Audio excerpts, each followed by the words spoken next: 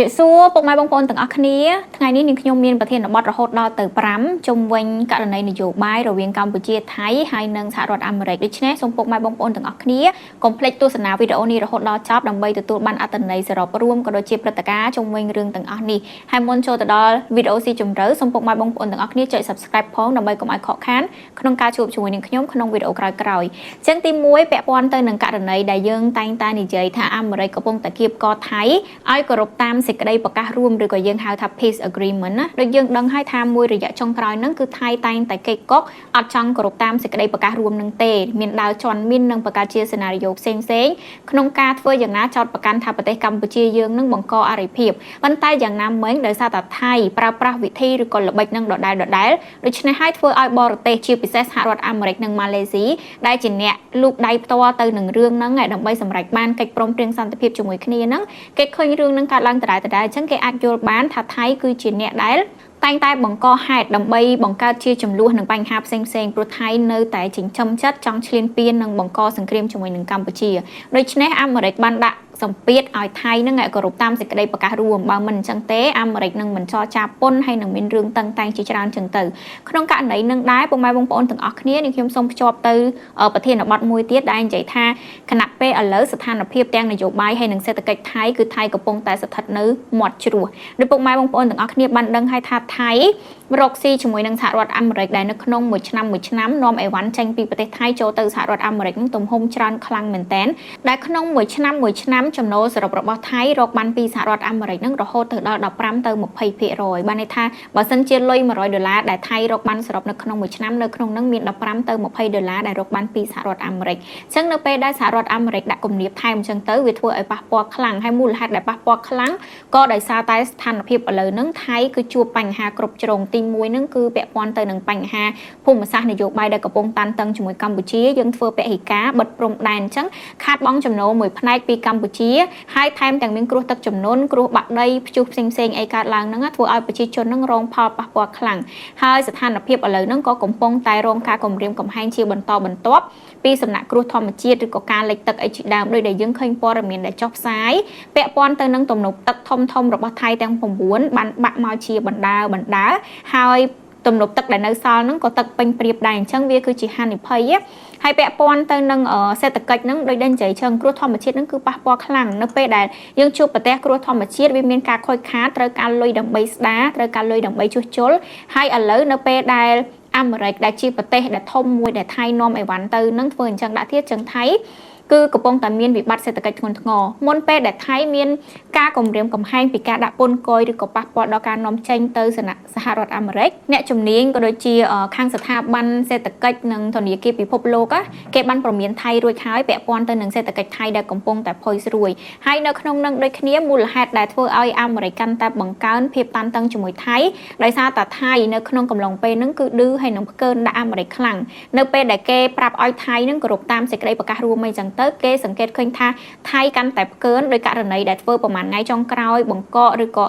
សុំផ្អាកសេចក្តីប្រកាសរួមអីហ្នឹងហើយថៃបែរជាកលេសទៅចាប់ចិនទៅវិញអញ្ចឹងយើងឃើញករណីដែលស្ដេចថៃទៅទស្សនាទៅលេងប្រទេសចិនអីហ្នឹងអាហ្នឹងក៏ជាសារនយោបាយមួយដែលហាក់បីដូចជាបង្ហាញគោលចំហរបស់ថៃនៅក្នុងការចង់បោះបង់ចោលសហរដ្ឋអាមេរិកហើយចាប់ចិនប៉ុន្តែយ៉ាងណាការបោះបង់អាមេរិករបស់ថៃហ្នឹងគឺវាអត់ងាយស្រួលទេដោយដែលនិយាយចឹងដោយសារតែសេដ្ឋកិច្ចរបស់ថៃហ្នឹងគឺគំរាមកំហែងគ្រប់ចំណុចតែម្ដងអញ្ចឹងថៃបើសិនជាបថុយមួយក្តារនេះចាប់ចិនហើយចោលអាមេរិកហ្នឹងថ្ងៃក្រោយអាចនឹងមានវិបត្តិធ្ងន់ធ្ងរទន្ទឹមនឹងហ្នឹងយើងសង្កេតឃើញថាខ្មែរយើងគឺស្ថិតនៅចំណុចមួយយើងប្រហែលជាអាចឡើងចណ្ដើឬមួយក៏អាចឡើងទៅមួយកម្រិតទៀតបើសិនជាថៃពិតជាចោលអាមេរិកហើយជ្រើសរើសយកចិនមែនណាវាគឺជាពេលវេលាជាឱកាសមាសប្រាក់ដែលកម្ពុជាយើងនឹងចាប់យកអាមេរិកពុកម៉ែបងប្អូនទាំងអស់គ្នាត្រូវដឹងថាកន្លងមកមិនថាចំពោះចិនឬក៏សហរដ្ឋអាមេរិកទេនិយាយឲ្យត្រង់ទៅគឺយើងជាតួរងទេឯប្រទេសថៃហ្នឹងគឺគេជាតួឯកទំហំសេដ្ឋកិច្ចឬក៏អីគ្រប់បែបយ៉ាងហ្នឹងគេមានច្រើនជាងយើង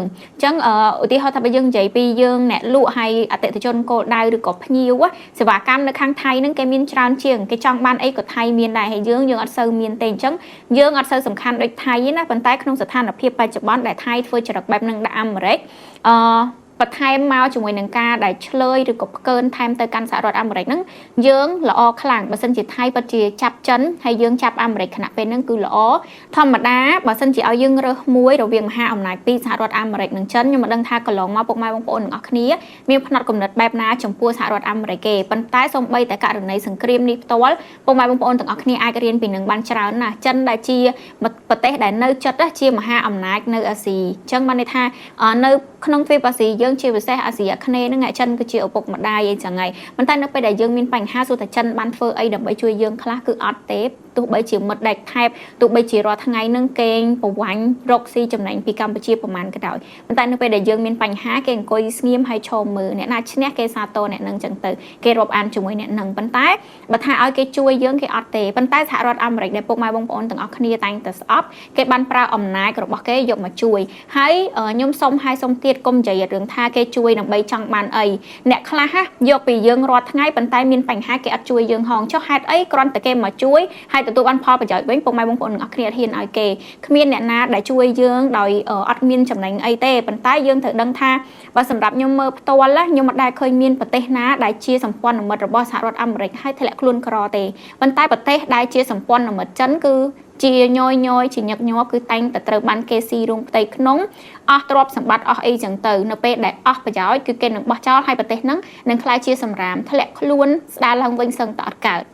ហើយនឹងខ្ញុំនិយាយបែបហ្នឹងគឺអត់មែនឲ្យស្អប់ចិនទេការរកស៊ីគឺយើងនៅតែធ្វើដដែលប៉ុន្តែពុកម៉ែបងប្អូនទាំងអស់គ្នាត្រូវតែថារាប់អានអ្នកណាឬក៏ទៅណាក៏ដោយគឺទៅដើម្បីចំណេញហើយខ្ញុំនិយាយដដែលក្នុងឱកាសនេះបើសិនជាយើងចាប់សហរដ្ឋអាមេរិកល្អហើយមានតែសហរដ្ឋអាមេរិកទេទើបអាចការ៉ង់ទីឬមួយក៏ធានានៅសុវត្ថិភាពរបស់ប្រទេសយើងបានទោះបីពាក់ព័ន្ធទៅនឹងព្រំដែនពាក់ព័ន្ធទៅនឹងអីក៏ដោយដោយសារតែអំណាចរបស់សហរដ្ឋអាមេរិកនឹងធំអញ្ចឹងខ្ញុំចង់និយាយថាតាមពិតសម្រាប់ខ្ញុំផ្ទាល់គឺខ្ញុំគ្រប់គ្រងនៅក្នុងការដែលឲ្យយើងអភិវឌ្ឍខ្លួនហើយមានសមត្ថភាពគ្រប់គ្រាន់ឈរជើងដោយខ្លួនឯងប៉ុន្តែបើនៅក្នុងស្ថានភាពដែលយើងអត់ទាន់រឹងមាំគ្រប់គ្រាន់ហើយមានការយាយីខ្លាំងហើយយើងដាច់ខាតត្រូវជ្រើសរើសអំណាចណាមួយដើម្បីពឹងផ្អែកសម្រាប់ខ្ញុំគឺខ្ញុំគិតថាមានតែអាមេរិកទេដែលជាជម្រើសល្អបំផុតតាមពិតទៅខ្ញុំសង្កេតឃើញថាឥឡូវនេះបើសិនជាយើងចង់ចាប់អាមេរិកចង់ដើរជាមួយអាមេរិកព្រោះឥឡូវហ្នឹងគឺយើងដើរដល់ផ្លូវបំបែកឯពុកម៉ែបងប្អូនទាំងអស់គ្នាទោះជាយ៉ាងណាក៏យើងត្រូវតែជ្រើសរើសដែរគឺជ្រើសរើសចិនហើយនិងសហរដ្ឋអាមេរិកប៉ុន្តែដោយដែលខ្ញុំបានជម្រាបបាននិយាយបានរៀបរាប់ចឹងយើងអត់ដឹងថាត្រូវទុកចិត្តអីបានជាមួយនឹងចិនទេបើពាក់ព័ន្ធជាមួយនឹងការប្រដាក់ទុនអីយើងមានហើយវាបានប្រយោជន៍មកយើងក៏យើងតាមនឹងយើងបន្តទៅប៉ុន្តែបើពាក់ព័ន្ធជាមួយនឹងនយោបាយគឺអត់អាចទេអាមេរិកនៅពេលដែលធ្វើជាមិត្តឬមួយក៏មាន agreement មាន deal មានការចាប់ដៃគ្នាសហការគ្នាជាមួយប្រទេសណាអាមេរិកអ្វីដែលអាមេរិកតែងតែផ្ដល់ឲ្យនឹងគឺការប្រដាក់ទុនគេរកផលចំណេញចូលទៅក្នុងប្រទេសគេទទួលបាននៅ soft power ឬមួយក៏ថាអំណាចរបស់គេវាទីនៅម្ដុំនឹងចឹងទៅប៉ុន្តែជាទូទៅគេអត់ងាយវាទីឬក៏ស៊ីរោងផ្ទៃក្នុងកិច្ចការនយោបាយនៅក្នុងប្រទេសណាទេគេចង់បានតែលុយចំណេញមួយចំនួនទៅកាន់ប្រទេសគេប៉ុន្តែគេអត់យកអីលើសពីនឹងទេកន្លងពេលដែលគេយកចំណេញពីយើងគេក៏ឲ្យយើងរស់ហើយឲ្យយើងរីកចម្រើនដូចគ្នាមិនមែនគេរីកចម្រើនតែម្នាក់ឯងហើយយូរទៅយើងខ្សោះឈាមរហូតដល់ស្លាប់ទេបានន័យថាបើប្រទេសផ្សេងវិញណាគេយកពីចំណេញទៅយើងប៉ុន្តែពីមួយថ្ងៃទៅមួយថ្ងៃគឺយើងស្វិតរីងរៃទៅតែជាមួយសហរដ្ឋអាមេរិកគេក៏ចំណេញយើងក៏ចំណេញគេចំណេញហើយយើងបានធំធាត់ទៅមុខហើយការដែលចង់ចាប់ដៃជាមួយនឹងសហរដ្ឋអាមេរិកអត់មានអីពិបាកអីពុកម៉ែបងប្អូនទាំងគ្នាគឺអាមេរិកទាមទារឲ្យយើងនឹងបង្កើនធនធានមនុស្ស quality ឬក៏គុណភាពមនុស្សឲ្យយើងជាប្រទេសដែលសម្បូរទៅដោយអ្នកចេះដឹងបញ្ចប់ការសិក្សាមានកម្មករជំនាញចឹងទៅក្រុមហ៊ុនរបស់សហរដ្ឋអាមេរិកហ្នឹងគេអាចមកវិនិយោគនៅក្នុងប្រទេសយើងហើយកន្លែងហ្នឹងវាអត់មានអីពិបាកទេព្រោះថាយើងអាចពង្រឹងគុណភាពសិក្សារបស់យើងតាមរយៈក្រសួងអប់រំអញ្ចឹងទៅយើងលើកស្ទួយកម្ពស់កម្មករជំនាញឬក៏អ្នកដែលរៀនជំនាញផ្នែកវិស្វករផ្នែកវិស្វកម្មផ្នែកបច្ចេកទេសហើយយើងខ្លាចជាកម្មករជំនាញហើយយើងក៏បានប្រាក់ខែថ្លៃដែរសប្តាហ៍ថ្ងៃនេះប្រាក់ខែកម្មការិនីរោងចក្រនៅក្នុងប្រទេសយើងគឺប្រាក់ខែថោក$200ជាងដោយសារតែយើងអត់មានជំនាញរឹងទាំងអស់ហ្នឹងអញ្ចឹងសាកបើយើងខ្លាយជាប្រទេសឧស្សាហកម្មខ្លាយជាប្រទេសដែលសម្បូរដោយកម្មករជំនាញប្រាក់ខែនៅស្រុកយើងក៏ថ្លៃតាមនឹងដូចគ្នាហើយក្រុមហ៊ុនអាមេរិកអីគេអាចមករកស៊ីជាមួយយើងហើយពាក់ព័ន្ធជាមួយនឹងរ៉ែពាក់ព័ន្ធជាមួយនឹងធនធានធម្មជាតិកន្លែងហ្នឹងខ្ញុំគិតថាអាមេរិកចង់បានខ្លាំងប្រហែលជាពុកម៉ែបងប្អូនមួយចំនួនណាក៏គិតថាអូអញ្ចឹងដើម្បីចង់បានឲ្យអាមេរិកគេមករកស៊ីមួយយើងត្រូវដោះដូររ៉ែឲ្យគេមែនពុកម៉ែបងប្អូនទាំងអស់គ្នាត្រូវដឹងថាបើសិនជាយើង មាន agreement ឬមួយក៏មានការសហការគ្នាពាក់ព័ន្ធជាមួយនឹងរ៉ែឬក៏ធនធានធម្មជាតិណាខ្ញុំគិតថាគេមិនមែនយកទាំងអស់ទេខ្ញុំអត់មានផុសតាំងនិយាយប្រាប់ពុកម៉ែបងប្អូនទាំងអស់គ្នាប៉ុន្តែខ្ញុំឃើញជាទូទៅបែបហ្នឹងគេមិនមែនយកទាំងអស់ហើយគឺគេរកស៊ីជាមួយយើងហើយប្រាក់ចំណេញគេទទួលបានដែរហើយយើងក៏ទទួលបានផលលាភពីនឹងដែរយើងជាម្ចាស់មិនយើងឲ្យគេទាំងស្រុងឯងហើយផ្ទុយទៅវិញនៅពេលដែលមានវត្តមានអាមេរិកនៅក្នុងឧទាហរណ៍ថារ៉ែឬមួយក៏ធនធានធម្មជាតិមានឧស្ម័នអីនៅក្នុងដែនសមុទ្រអញ្ចឹងយើងចំណេញមួយទៀតគឺយើងចំណេញឲ្យគេយាមដែនសមុទ្រឲ្យយើងទាំងដែលខ្ញុំគិតថាអានឹងវាចំណេញជាងព្រោះសពថ្ងៃនេះយើងអត់ទាន់មានសមត្ថភាពនៅក្នុងការមើលថែឃុំក្រងរបស់ទាំងអស់ហ្នឹងទេយើងអត់ដឹងថារាល់ថ្ងៃហ្នឹងអ្នកណាលួចប្រើខ្លះអីមិនខ្លះដោយសារអីយើងអត់មានបច្ចេកទេសយើងអត់មានសមត្ថភាពគ្រប់គ្រាន់នៅក្នុងការយាមរបស់ទាំងអស់ហ្នឹងអញ្ចឹងបើសម្រាប់ខ្ញុំវិញនិយាយឲ្យខ្លីទៅគាត់ថាបើសិនជាយើងអត់រកស៊ីជាមួយអាមេរិកយើងរត់តែខាតដោយសាររាល់ថ្ងៃយើងអត់ដែលទទួលបានផលប្រយោជន៍ពីអានឹងស្រាប់បាយហេងសយហ្នឹងគេអង្គាមឬក៏វាយយកអស់ទៀតកុំដឹងប៉ុន្តែបើសិនជាយើងរកស៊ីជាមួយអាមេរិកយើងអត់បានផលទាំងស្រុងទេយើងត្រូវចែកទៅឲ្យអាមេរិកខ្លះប៉ុន្តែនឹងជាធម្មតាហើយពុកម៉ែបងប្អូនទាំងអស់គ្នាទៅជួលកម្មករទៅជួលអីមករកស៊ីមកធ្វើការពុកម៉ែបងប្អូនទាំងអស់គ្នាក៏យើងត្រូវឲ្យប្រាក់ខែគេដែរមិនអញ្ចឹងអានេះយើងបានទាំងផលលាភពីរបស់ធម្មជាតិទាំងអស់ហ្នឹងហើយដែនដីរបស់យើងហ្នឹងបូរណភាពទឹកដីរបស់យើងហ្នឹងអត់មានហ៊ានអ្នកលក់ដៃទៀតប៉ុន្តែបើប្រទេសផ្សេងមករកស៊ីឬក៏មកពាក់ព័ន្ធមួយរ៉ែមួយអីទាំងអស់ហ្នឹងខ្ញុំអត់ដឹងថាមិនគេហេងសុយបាត់ទៅអស់ទាំងយើងអត់ដឹងផងក៏ថាបាន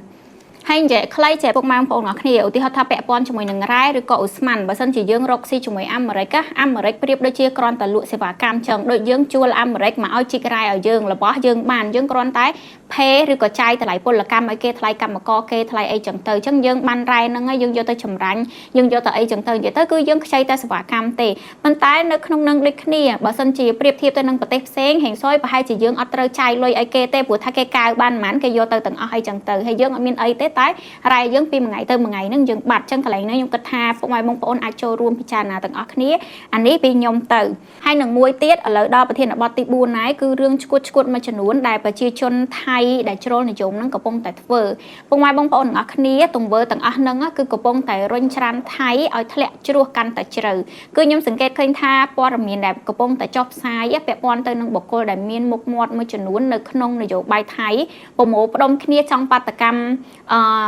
មម៉ាឡេស៊ីចង់បាតកម្មនៅទូតសហរដ្ឋអាមេរិកអីអញ្ចឹងដែលមានទីតាំងមានស្ថាប័ននៅក្នុងប្រទេសថៃដោយចោទប្រកាន់ថាអាមេរិកហើយនិងម៉ាឡេស៊ីនឹងខົບខិតជាមួយនឹងកម្ពុជាអីចឹងអានឹងវាគឺជារឿងដែលគួរអស់សម្ដែងខ្លាំងមែនតើសួរថាកម្ពុជានឹងមានអីដើម្បីឲ្យថៃឬក៏ម៉ាឡេនឹងគេខົບខិតតាមពិតវាមិនមែនបែបហ្នឹងទេដោយសារតែគេរកឃើញភាពមិនត្រឹមត្រូវមួយចំនួនដែលថៃបានធ្វើអីចឹងណាកម្ពុជាអត់មានអីទៅសោកប៉ាន់ប្រទេសទាំងអស់ហ្នឹងទេបើនិយាយពីធនធានមនុស្សនិយាយពីសេដ្ឋកិច្ចឬក៏អីក៏ដោយកម្ពុជាទូជាងថៃទាំងអស់ដែលយើងគ្មានសមត្ថភាពទៅសោកប៉ាន់ប្រទេសធំៗហ្នឹងទេប៉ុន្តែមកពីគេរកឃើញពីទង្វើខុសឆ្គងរបស់ថៃមួយវិញទៀតការដែលប្រជាជនមួយចំនួនរបស់ថៃកំពុងតែធ្វើហ្នឹងគឺកំពុងតែដាក់សម្ពាធកាន់តែខ្លាំងឲ្យប្រទេសរបស់ខ្លួននឹងកាន់តែពិបាកស្ដារឡើងវិញនៅទំនាក់ទំនងរបស់ថៃហើយនិងប្រទេសទាំងពីរម៉ាឡេហើយនិងសហរដ្ឋអាមេរិកអញ្ចឹងនៅក្នុងនឹងដូចគ្នាហ្នឹងពុកម៉ែបងប្អូនអរគ្នាខ្ញុំក៏ចង់ផ្ដាំផ្ញើទៅប្រជាជនយើងដូចគ្នាអាមេរិកទៅតែជួយអត់តាន់បានមួយខែទេទៅតែទទួលបានសេចក្តីប្រកាសរួមកម្ពុជាថៃឬក៏យើងហៅថាកិច្ចព្រមព្រៀងសន្តិភាពនឹងដែលអាមេរិកគឺជាអ្នកជួយប៉ុន្តែរំលងអត់បានប្រហែលថ្ងៃផងទៅរមើគុណស្អប់អាមេរិកថាអាមេរិកចេះអាមេរិកចុះកន្លែងហ្នឹងគឺខ្ញុំសនំពរខ្លាំងមែនតើកុំឲ្យយើងមកឆាវខ្ញុំអត់ដឹងថា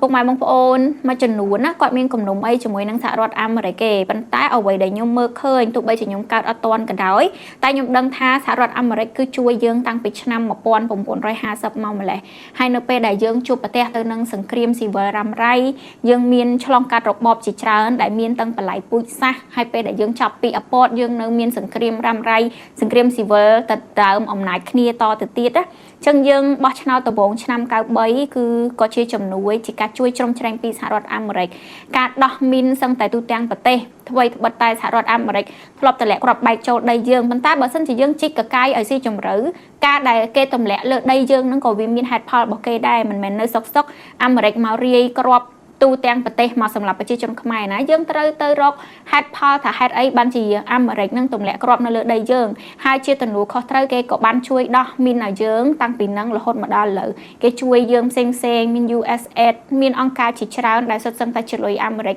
ហើយជួយយើងមកដល់សប្តាហ៍ថ្ងៃនេះមួយចំណែកនៃការកសាងធនធានមនុស្សនៅក្នុងប្រទេសកម្ពុជាគឺជាចំណែកជាជំនួយរបស់សហរដ្ឋអាមេរិក ចឹងពុកម៉ែបងប្អូនទាំងអស់គ្នាកុំចេះតែខឹងណាយើងត្រូវសួររកហេតុផលថាហេតុអីបានគេធ្វើចឹងមិនមែនខ្ញុំនិយាយចឹងខ្ញុំកាន់ជើងឲ្យគេមកទម្លាក់គ្រាប់បែកលើដីយើងឯងប៉ុន្តែនយោបាយយើងកាលពីសម័យនោះក៏យើងអាចនិយាយថារៀងវល់ដែរយើងពេលខ្លះយើងធ្វើនយោបាយខុសដែរចឹងរឿងអីក៏ដោយវាមានហេតុហើយនឹងផលប៉ុន្តែដូចខ្ញុំនិយាយចឹងយើងក៏លេខមើលឲ្យធំជាងនឹងតើប្រទេសមួយហ្នឹងឯងពិតជាមានចក្ខុវិស័យអញ្ចឹងមែនឬក៏អត់ចឹងទៅយើងអាចកលេចទៅមើលបានថាតើសម្ព័ន្ធមិត្តរបស់សហរដ្ឋអាមេរិកកន្លងមកហ្នឹងវាបែបណាអនាគតរបស់ប្រទេសនានាដែលជាសម្ព័ន្ធមិត្តអាមេរិកហ្នឹងខ្ល้ายទៅជាបែបណាអីចឹងទៅបូរណភាពទឹកដីឬក៏ផលប្រយោជន៍ផ្សេងណាពុកម៉ែបងប្អូនទាំងអស់គ្នាអាចមើលចំណុចហ្នឹងបានដើម្បីយកមកបញ្ចូលមើលខ្លួនឯងថាយើងគួរតែដើរទៅតាមណាឬមួយក៏គួរតែជ្រើសរើសយកប្រទេសណាអីចឹងទៅហើយពុកម៉ែបងប្អូនទាំងអស់គ្នានៅក្នុងចំណុចហ្នឹងគឺខ្ញុំសូមបន្ថែមមួយទៀតគឺថៃមានកិច្ចព្រមព្រៀងរកស៊ីរ៉ែជាមួយនឹងសហរដ្ឋអាមេរិកនឹងដូចគ្នាហើយប្រជាជនថៃហ្នឹងក៏បាតកម្មពាក់ព័ន្ធនឹងដែរហើយយករឿងហ្នឹងមកនិយាយយកមកជេរអាមេរិកថាអាមេរិកហ្នឹងចង់បានប្រយោជន៍ឬក៏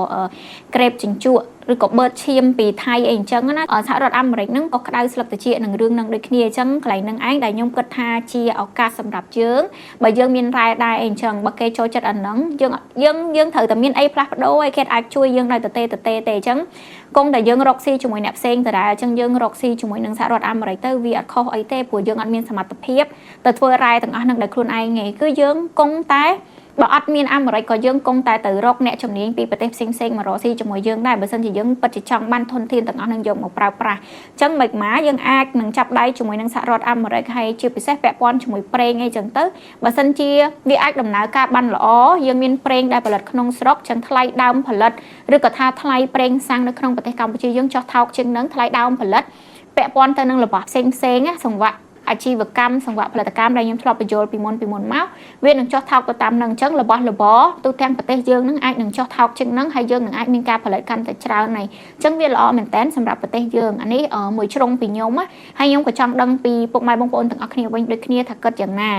ចឹងពុកម៉ែបងប្អូនទាំងអស់គ្នា 4-5 ចំណុចនេះខ្ញុំសង្ខេបខ្លីៗនៅក្នុងមួយវីដេអូនេះខ្ញុំសង្ឃឹមថាពុកម៉ែបងប្អូនទាំងអស់គ្នានឹងទទួលបានទិន្នន័យក៏ដូចជាការគិតមួយចំនួនពីខ្ញុំហើយពុកម៉ែបងប្អូនទាំងអស់គ្នាក៏កុំភ្លេចចែករំលែកនៃការគិតការយល់ឃើញមកវិញមកកាន់នាងខ្ញុំក៏ដូចជាអ្នកស្ដាប់ដទៃផងហើយកុំភ្លេចចុច Subscribe ពួកយើងនឹងជួបគ្នាក្នុងវីដេអូក្រោយៗទៀតអរគុណជម្រាបលាបាយ